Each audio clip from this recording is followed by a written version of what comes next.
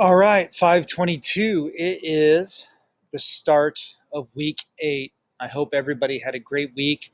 I know week 7 was a little odd one. I didn't post a video. I apologize for that, but I was to my excuse in Maui, and the internet just wouldn't support video at all. But week 7 was a work week for you guys, and I hope that time was good for you in getting started and moving forward on your final paper. But also, I hope a little bit of downtime within your program. So, jumping right into week 8. Starting off with a quote: "You owe the world your gifts. You just have to figure out how to use them." And that's from the Amazing Spider-Man, Uncle Ben telling that to Peter. And that's kind of how I feel with the teachers I interact with every day at my site. And I'm sure your administrators feel the same way about you, that you do have just a giant toolbox of gifts. And hopefully this program at Concordia is helping you out just a little bit on how to figure out how to use them and become a better teacher. So for this week, it is week 8, the last week. All of you, I hope at this point, are in your summer break and looking forward to completing this course. I know some of you towards the end of your program here with Concordia. And really this last week is all about reflection and forward movement, reflecting on what we've learned over the last 7 to 8 weeks, the tips, the tricks, the links, just all the things that move really fast in technology. But hopefully you've every week you could pull a nugget or two out to help you be better at what you do. And then really for the forward movement, looking forward to next year and through your teaching career on what are some of those nuggets you learned and how can you use them, not just to be a cool trick, but use them to be a better teacher, because that's really what it's all about. And so that's really what this week is about: finishing up your project, reflecting, and thinking about actions moving forward. The content for this week is just finishing up whatever your chosen text was, whatever book you picked at the beginning of week 1.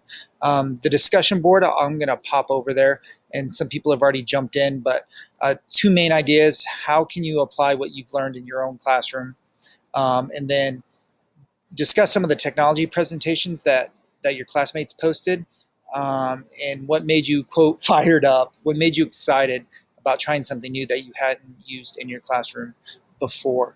And remember with posts that not only do your initial post of Wednesday this week, your 2 responses need to be due by Friday. So it's a different schedule because it is the last week, Wednesday and Friday. And always remember those responses need to have some depth to them. It can't just be an agreement statement there. So, what are some things you can apply in your own classroom? And then what really got you excited about some new technology implementation you can try in your classroom? So that is the discussion post.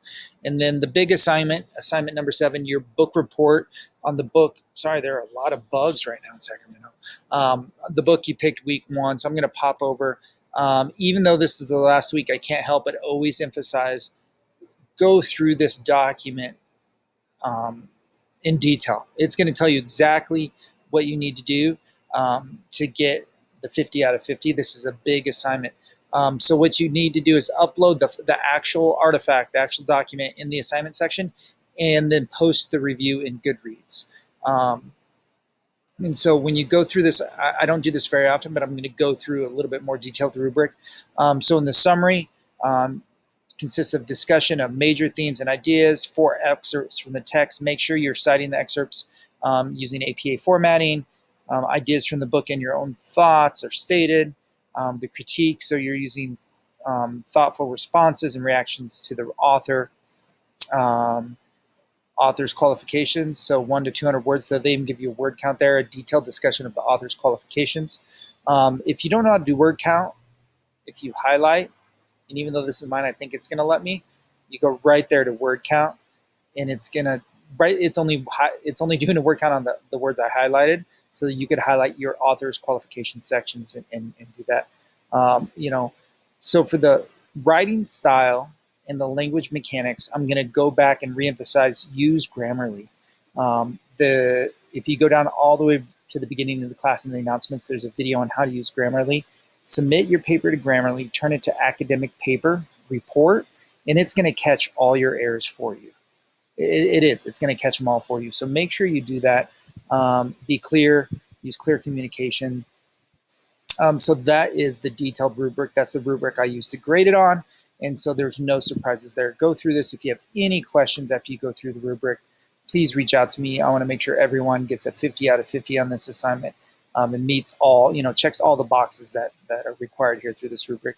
All writing at Concordia University is done with APA formatting. Make sure you're citing as well. So that is your assignment. So once again this week, though it's not much there, but you have your discussion posts. Remember, it's Wednesday and Friday because of the change, and then your assignment is due on the 28th. So that is all. I have to tell you that this has been a great class. I've learned a lot from you guys, and I hope moving forward in your Concordia program, the next few classes go very well in whatever capacity you are working in right now. I just hope that you're making the impact you hope to make. Have a great week.